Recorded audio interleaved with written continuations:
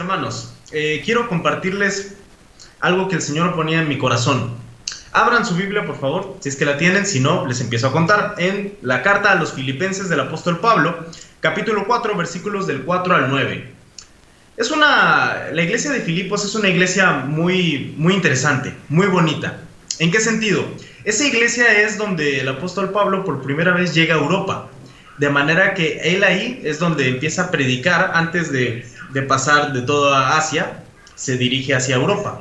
Entonces él llega en un sueño ahí, ve muchas cosas, eso se narra en Hechos capítulo 16, pero lo que quiero enfocarles es que esa iglesia es de las pocas iglesias en las que la Biblia no se les regaña. Es interesante y es curioso, porque les podría resumir el Nuevo Testamento como Pablo o algún apóstol regañando a las iglesias. Pero en este caso, la iglesia de los Filipos, la iglesia de los filipenses, no es precisamente una iglesia muy conflictiva, ni es una iglesia con muchas cuestiones que se les pudiera criticar, sino por el contrario. Se trata de una iglesia de la cual el apóstol Pablo tiene muchos gratos recuerdos. Cuando los evangélicos, las evangélicas en general, se predica, ¿no? Y se dice, cree tú en el Señor Jesucristo y tú y toda tu casa serán salvos, pues bueno, se refieren a este pasaje donde Pablo y Silas están apresados en Filipos y entonces pues pasa una situación ahí, se rompe esa cárcel, iban a salir todos los presos pero ninguno sale. El carcelero al ver esto se iba a suicidar, se iba a hacer la harakiri. Entonces pues Pablo le dice, no, aguanta, no te mates, tienes una oportunidad que es cree tú en el Señor Jesucristo y tú y toda tu casa serán salvos. Y bueno, termina esa historia en que se bautizan y fundan esa iglesia. Así que me gustaría, en segundo lugar, hablarles también de qué condiciones estaba el apóstol Pablo cuando les habla a esta iglesia. Resulta que el apóstol Pablo en ese momento estaba preso. Él estaba preso, se dice la tradición, en Roma. Así termina el libro de Hechos, él siendo apresado en Roma. Entonces, allá lo que hace Pablo es recordando y mandando mensajes a las iglesias tanto para regañarlas, pero para agradecerles. Resulta que la iglesia de los filipenses fue la única iglesia que lo sostuvo. El apóstol Pablo no tenía sostén propio, salvo que vendía carpas, pero en general vivía del evangelio. Sin embargo, esta iglesia sí lo sostuvo. Todos sus viajes misioneros al final se los sostuvo la iglesia. Así que esta carta es una carta muy personal. Es una carta de amigo a amigo, de amiga a amiga, etc. ¿Por qué? Porque lo que quiere decirles el apóstol Pablo es muchas gracias, me acuerdo por ustedes que todo el tiempo han estado orando por mí, pero también que todo el tiempo han estado dándome su tiempo, dándome sus riquezas, dándome lo que sea necesario para sostener mi vida. Así que quiero remitirlos ahora sí a la carta a los Filipenses, capítulo 4, versículo 4 en primer lugar. Regocijaos en el Señor siempre. Otra vez digo, regocijaos. Si lo trasladamos a América Latina, sería regocíjense siempre. Otra vez les digo, regocíjense. Aquí quiero hacer notar algo. La vida del cristiano, si uno le dice a alguien que no conoce al Señor Jesús, o que apenas ve al vecino, ¿no? A la vecina que es cristiana, pues dirá, no, pues, ¿qué es un cristiano? No, pues alguien amargado, alguien que no sale, alguien que está todo el tiempo reprimido, etcétera, etcétera. Sin embargo, el apóstol Pablo aquí nos está mostrando algo clave. El regocijo del Señor no solamente es algo indicativo, sino es una orden. Quiero comentarles un poquito del español. A mí nunca me gustó la clase y sospecho que a muchos y a muchas de ustedes tampoco. Pero algo interesante del español es que cuando nosotros decimos, ¿no? Expresamos nuestra realidad, los verbos, etc., hay distintas formas de conjugar. La que normalmente nosotros manejamos es el indicativo. Por ejemplo, Juan está predicando. Ese sería un indicativo que está indicando, no, pues una situación. En cambio, aquí el apóstol Pablo está usando una conjugación que es en realidad una orden, imperativo.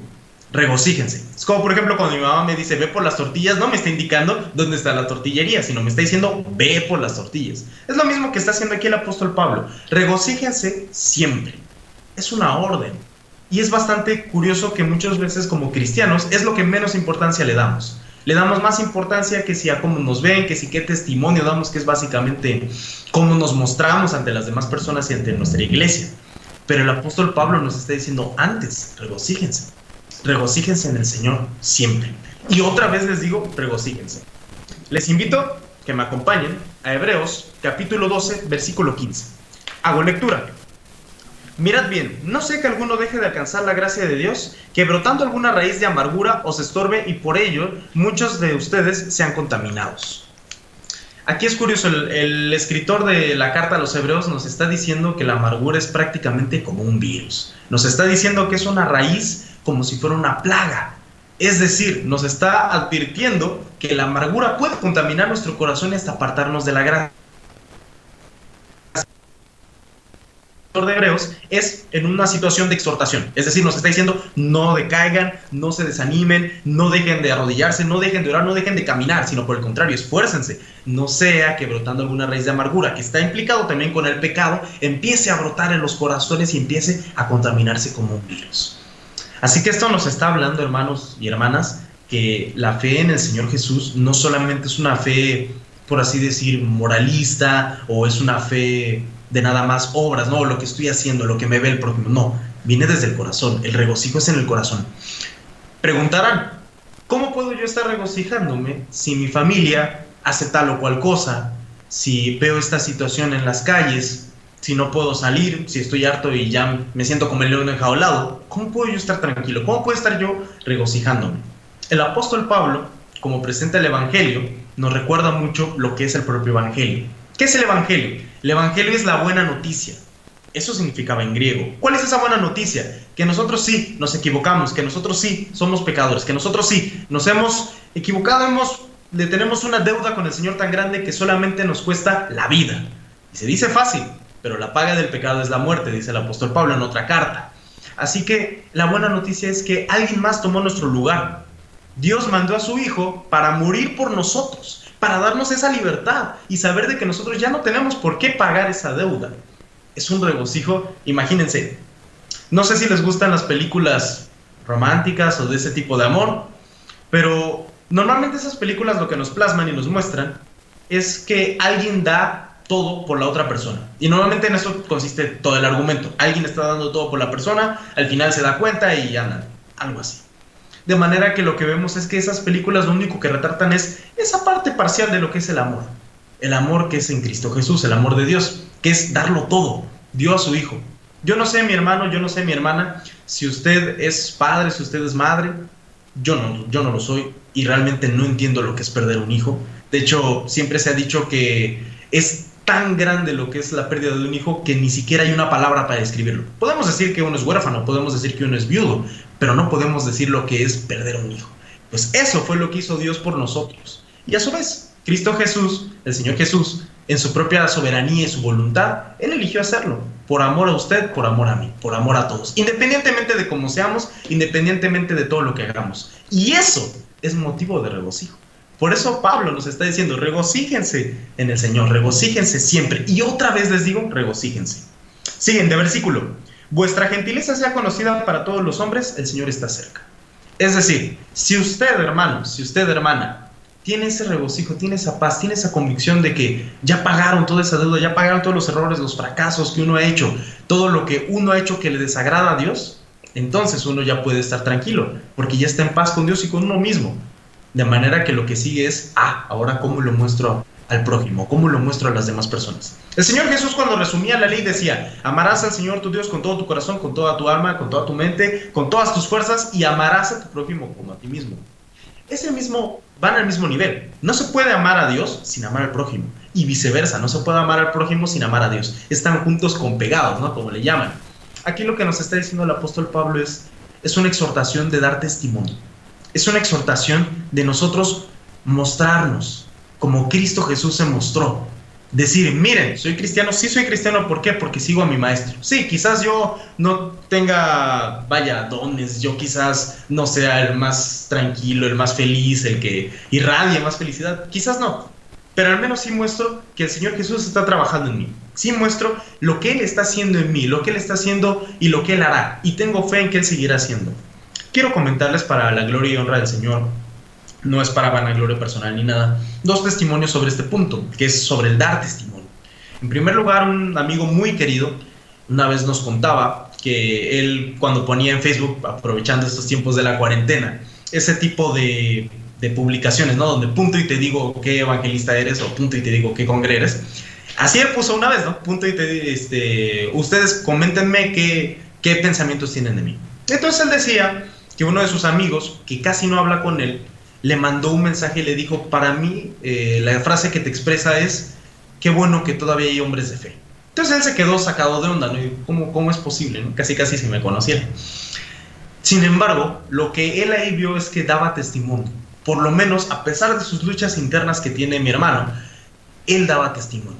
Él estaba ahí al pie de batalla y lo reflejaba. A pesar de que quizás fallaba así, tropezaba, caía y seguía cayendo, él aún así reflejaba esa paz y ese regocijo que es el tener la fe en Cristo Jesús.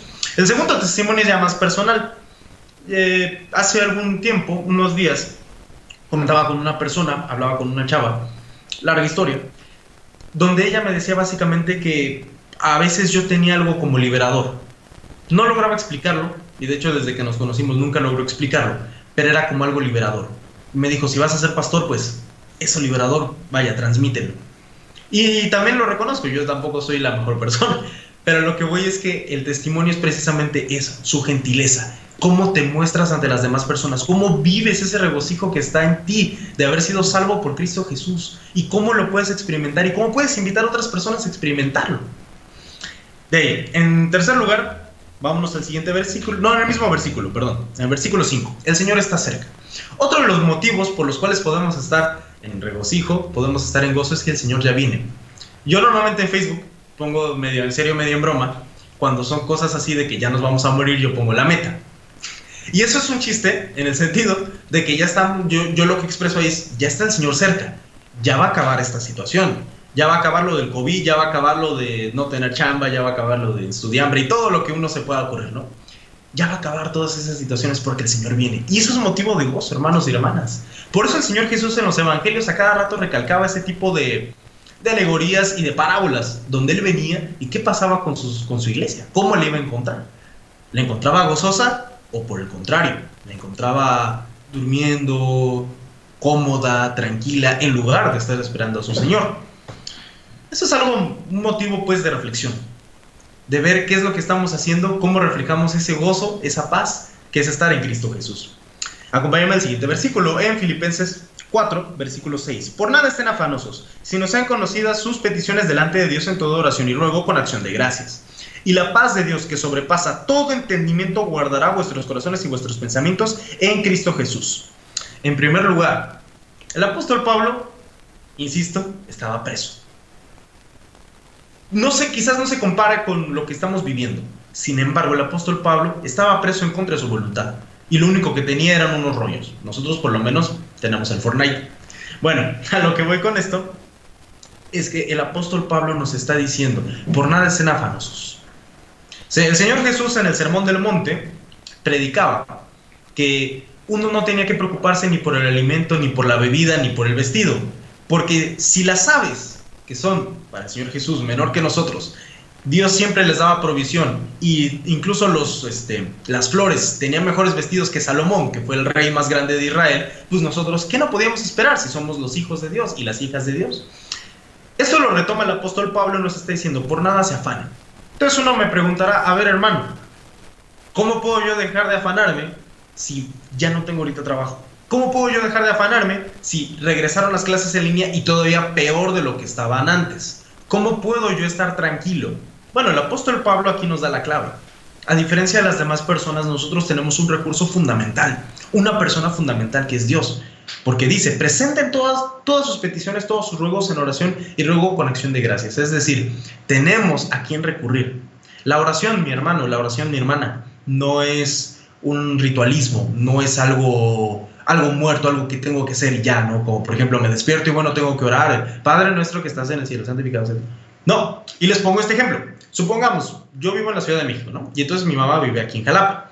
Pues yo vengo aquí en Jalapa y entonces lo primero que le digo al verla enfrente es, Madre María Purísima, sin pecado concebido. Y entonces ahí termino, ¿no? Me voy, me meto a mi cuarto, ¿no? Y ahí terminó la comunicación. Vuelvo a salir y hablo con ella. Madre María Purísima, sin pecado concebido. Eso no es comunicación, hermanos. Eso no es comunicación, hermanas. No hay ninguna interacción, no hay ningún cambio ahí. Lo único que estoy haciendo es prácticamente repetir y repetir y repetir. La oración no es eso, hermano. La oración no es eso, hermana. La oración no se trata de repetición. La oración, por el contrario, se trata de decir, mira, ma, me pasa esto. Mira, ma, me gustó esto que publicaste en Facebook. Mira, ma, me dio risa esto. Mira, ma, por favor, no vuelvas a decir esto. No, ejemplo. Es esa interacción diaria. Y esa es la oración. La oración es ese recurso que tenemos en Cristo Jesús, por lo que Él hizo en esa cruz, rompió esa barrera. En el Antiguo Testamento se narra el templo, se narra el tabernáculo y cómo estaba dispuesto.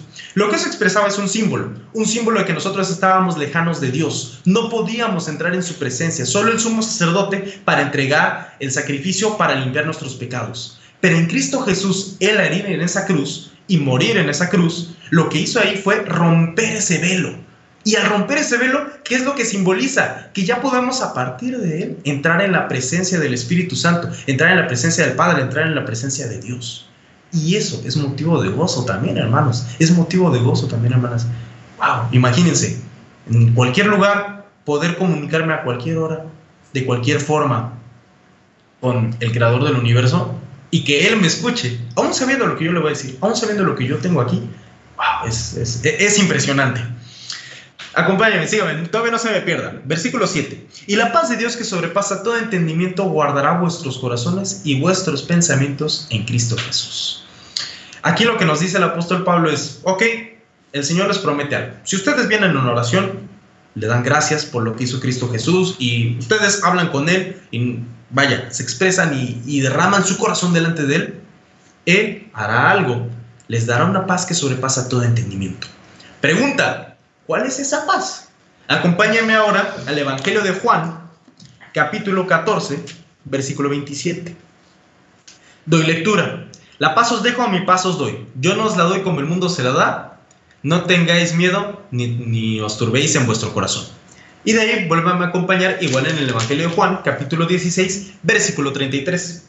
Estas cosas os he hablado para que en mí tengáis paz. En el mundo tendréis aflicción, pero confiad, yo he vencido al mundo. Les pongo en contexto. Aquí el Señor Jesús estaba a punto de ser apresado. Es la última cena, después de la última cena. E imagínense, pónganse en esa situación, está la persecución. El Señor Jesús ya sabía quién lo iba a entregar. El Señor Jesús ya sabía qué es lo que iba a pasar después de hablar con sus discípulos. Entonces ustedes imagínense, es la primera vez que tiene que hablar, la última vez, perdón, que tiene que hablar con sus discípulos de algo claro, de lo que está a punto de pasar. Ellos no saben nada, pero el Señor Jesús sí. En ese contexto Él les da las últimas instrucciones. Les habla del Espíritu Santo, les habla del amor que sobrepasa todo entendimiento entre ellos, que es el amor cristiano, y finalmente les habla de esa paz y de ese gozo que es la predicción. El Señor Jesús les explica lo que va a pasar, ellos no le entienden, sin embargo les vuelve a reafirmar esto. Mi paz les dejo, estas cosas les estoy hablando para que en mí tengan paz. Todo esto les estoy diciendo para que vean y crean que yo ya sabía lo que iba a pasar, pero que ya hemos ganado. Sí, es un spoiler, me dirán algunos, pero es un spoiler que trae gozo, que trae paz. ¿Por qué? Porque ya nos expresa la victoria. A pesar de lo que ahorita momentáneamente veamos, la victoria está en el horizonte porque Él ya ganó. Y es por eso que es esa paz que sobrepasa todo entendimiento, de que ya sabemos el final de la historia, ya sabemos de que todo esto va a salir bien, porque Él ya sufrió lo que debíamos de sufrir. Y es a partir de ahí donde el apóstol Pablo les dice, es esa paz que sobrepasa todo entendimiento, a pesar de las persecuciones, a pesar de no tener trabajo, a pesar de las tareas, a pesar del estrés, a pesar de la familia, del perro, del gato, a pesar de todo eso, nosotros tenemos esa paz de Cristo Jesús que sobrepasa todo entendimiento. Regresemos rápido, ya voy concluyendo, en Filipenses, vamos a leer los versículos 8 y 9. Capítulo 4, versículos 8 y 9. Por lo demás, hermanos, en todo lo que es verdadero, todo lo honesto, todo lo justo, todo lo puro, todo lo amable, todo lo que es de buen nombre, si hay virtud alguna, si hay algo digno de alabanza, en esto pensad. Regresamos otra vez al asunto de lo que es el cristianismo, ¿no? De lo que es ver reflejado a Cristo Jesús en sus seguidores. Muchas veces pensamos que es algo estéril, que es algo de simplemente ir al templo los domingos, no decir malas palabras, no tomar, no bailar, etc., ¿no? Y entonces, pues eso, vaya, podría desanimar a muchos. Y uno, si ve al cristiano de al lado y lo ve así como todo de, ya me quiero ir, pues no da como que mucha confianza, no comunica muy bien. Sin embargo, aquí el apóstol Pablo nos está diciendo algo. Si vuestro Padre, si su Padre Celestial, si el que ustedes dicen que los rescató y que los adoptó como hijos y como hijas, es el creador de todo, ustedes deberían también de ser creativos como Él. Por eso les está diciendo el apóstol Pablo, esas energías mentales, esos pensamientos, toda esa creatividad, úsenla en favor de Dios. No la repriman, al contrario, úsenla en favor de Dios.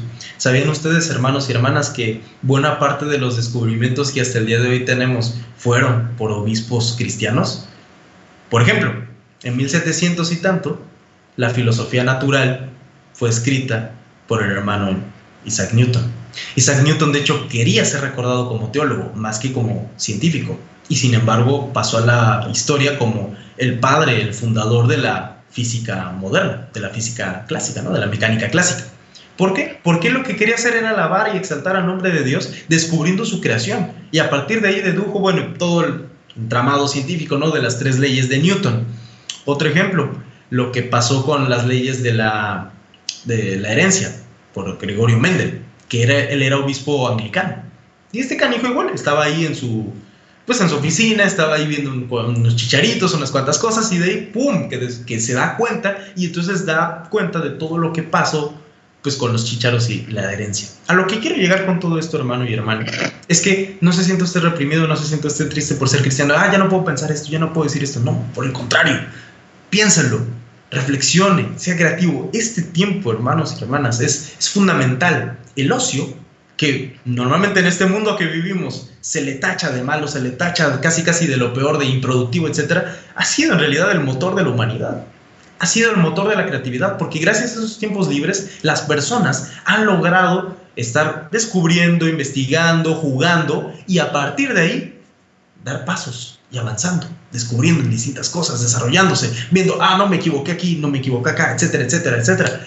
Este tiempo, hermanos, hermanas, puede ser aprovechado para leer un buen libro, para aprender a tocar guitarra, para poder hablar con su familia, o incluso todavía mejor, para poder descansar y no hacer nada incluso. Es un tiempo también que Dios mismo nos ha dado en sus propios mandamientos. Si usted recuerda, el 4.º mandamiento es 6 días trabajarás y el 7º día descansarás. En Hebreos también nos dice que nuestro descanso es Cristo. ¿Y a qué voy con esto?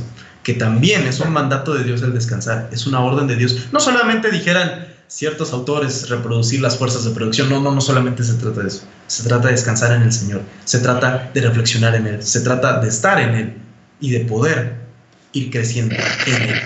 El último punto, ya casi concluyo, que es el versículo 9, dice: lo que aprendisteis y recibisteis y oísteis y visteis en mí, esto haced, y el Dios de paz estará con todos vosotros. El apóstol Pablo nos está diciendo: mírenme, yo estoy preso, mírenme, yo estoy harto también, mírenme, si fuera por mí, para mí el vivir es Cristo, pero el morir es ganancia. Y lo dice en esta misma carta. Es decir, el apóstol Pablo también ya se quería ir, la buena batalla. Sin embargo, el apóstol Pablo sabía de que convenía incluso más estar aquí. Convenía más, no solo para los creyentes y las creyentes, sino también para todas aquellas personas que no le conocían al Señor Jesús. Así que él dice: miren este ejemplo que está en mí. Yo también me siento como león enjaulado. Yo también me siento ya cansado. Yo también, es más, hasta estoy viendo que están predicando a Cristo Jesús para fregarme a mí. Pero de todo esto yo me gozo, porque el nombre del Señor Jesús se está predicando, porque el nombre del Señor Jesús se está exaltando. Así que lo que el apóstol Pablo nos está diciendo es: miren mi ejemplo, porque yo soy imitador de Cristo. Fíjame, ¿cómo lo estoy haciendo? Porque yo soy imitador de Cristo. Finalmente, nos está él exhortando a que nosotros también seamos esos ejemplos. Como él, nosotros también reflejamos a Cristo Jesús para mostrar y decir: mírenme, yo también soy imitador de Cristo Jesús. Y él nos termina diciendo: y ustedes tranquilos, porque a pesar de que van a fallar, no van a ser abandonados, no van a estar esparcidos, sino por el contrario, el Dios de paz estará con todos. Así que paz les dejo, mi paz os doy, hermanos, en el nombre de Cristo Jesús. Vamos a orar. Bendito Dios y Padre que estás en el cielo, te agradecemos este tiempo, bendito Padre celestial, que nos has permitido convivir por estos medios, pero alabando y bendiciendo tu nombre. Gracias porque hemos recibido tu palabra. Sobre todas las cosas eres bondadoso, nos has enseñado a vivir alegres, seguros, descansando en Cristo Jesús, quien es el hacedor de todas las cosas, Padre. Gracias porque en esta semana pudimos tener hermanos que cumplieron un año más de vida, Señor, y creo que este tiempo es muy significativo poderte dar gracias porque hoy tenemos un día más que tú nos prestas para respirar, para vivir, para estar con nuestra familia. Yo te ruego, Padre, en cada uno de ellos, que tú les bendigas, que tú guardes sobre todas las cosas de sus corazones, que tú nos ayudes en el interior de nuestro corazón para ser agradecidos delante de ti. Y que las peticiones de cada uno, las peticiones que están delante de ti, sean contestadas de acuerdo a tu voluntad. Yo te ruego una bendición por la iglesia. Pongo en tus manos a cada uno, Padre, a los que nos visitan, a los que se han unido para estar en este tiempo, que tú les bendigas, que tú les guardes y que tú les cuides. Que la gracia de nuestro Señor Jesucristo, el amor de Dios el Padre y la participación de tu Santo Espíritu esté con todos nosotros desde ahora y para siempre. Amén. Dios les bendiga, amados hermanos.